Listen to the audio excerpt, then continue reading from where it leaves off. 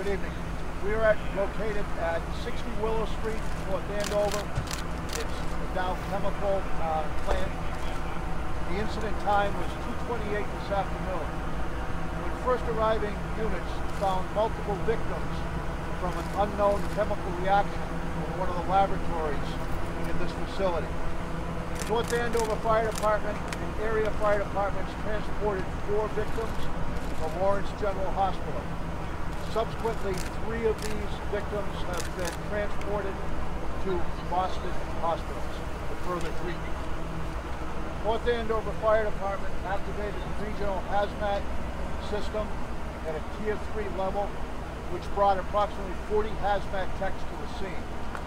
In addition, the State Police Bomb Squad assigned to the Office of the State Fire Marshal is also on scene, working concurrently and jointly with the hazmat team and Dow Chemical personnel.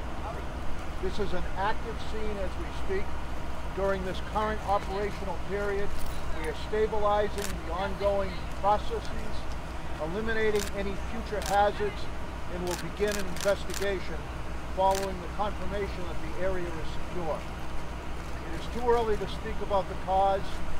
In addition to North Andover Fire Department, mutual aid departments in the surrounding areas, North Andover Police Department, DEP, OSHA, MEMA are on scene, and I have made notification to the U.S. Federal Chemical Safety Bureau Board in Washington, D.C. We are aware of another incident that occurred at this facility in October of 2013. That incident resulted in a fatality also of a worker of this facility. At this time, we're in the process of a preliminary review of our records from that incident. It does not appear to have a connection to the type of incident that we are involved in at this time. As we move forward in this investigation over the next coming days, we will be doing a forensic review of the requirements of Dow Chemical at this plant in regard to our state fire code and other applicable codes. But at this time, we're focused exclusively on the mitigation and stabilization.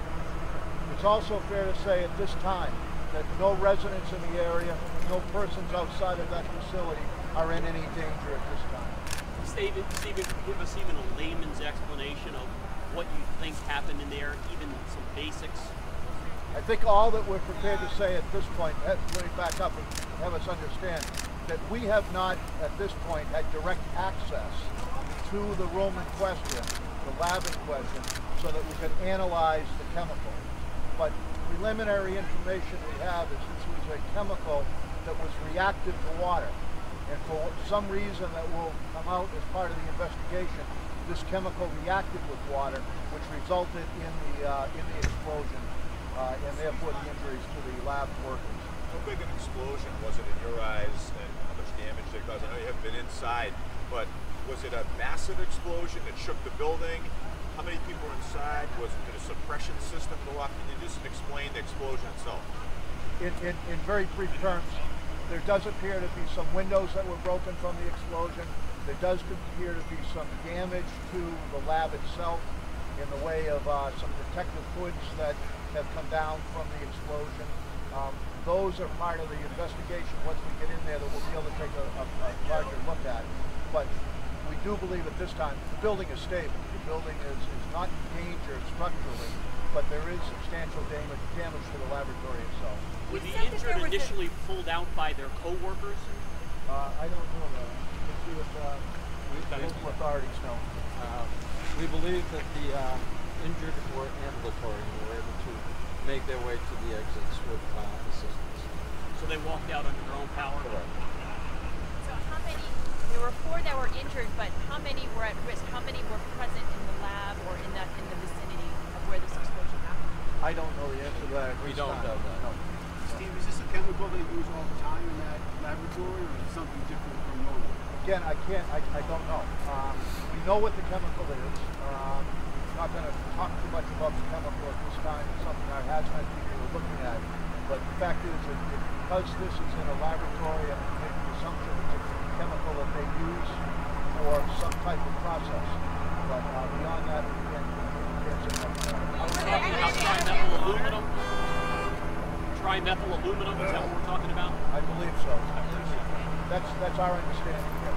You said it has a chemical reaction with water, That's correct. and that water was contact with it, and so that means Again, part of the investigation, we don't know exactly what happened, but that the cause of the investigation was coming together of the chemical and water that resulted in the violent explosion that occurred in that laboratory. Do you believe this is the same chemical that was part of the No. 2013? No, we know from, we've been able to research very quickly on a preliminary basis our records from our investigation in 2013.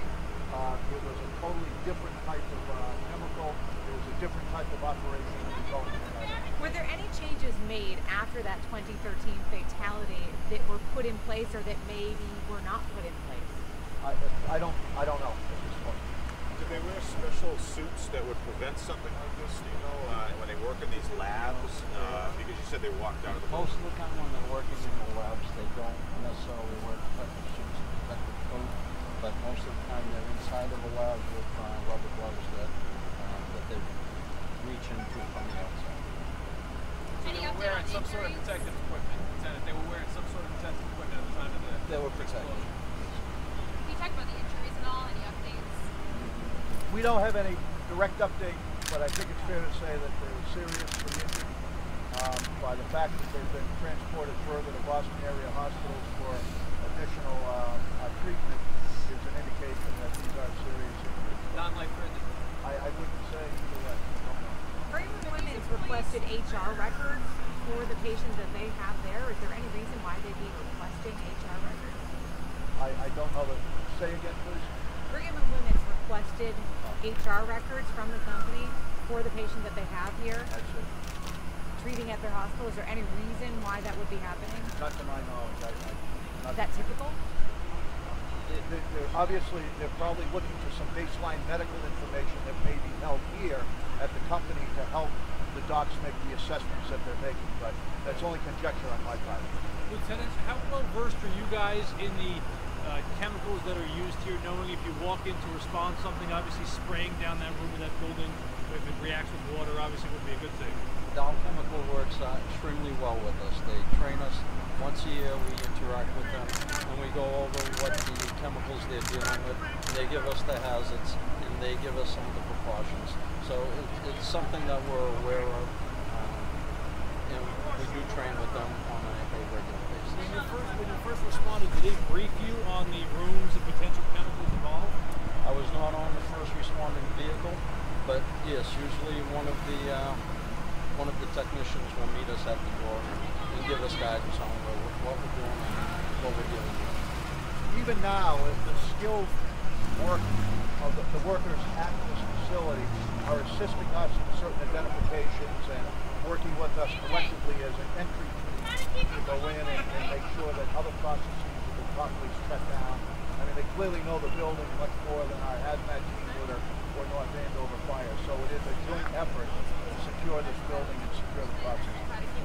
So right now, our hazmat crew is still inside trying to clear it for you guys to go in and investigate, or where are Right. we? The hazmat teams come from our office, so they are the forerunners. They are in there.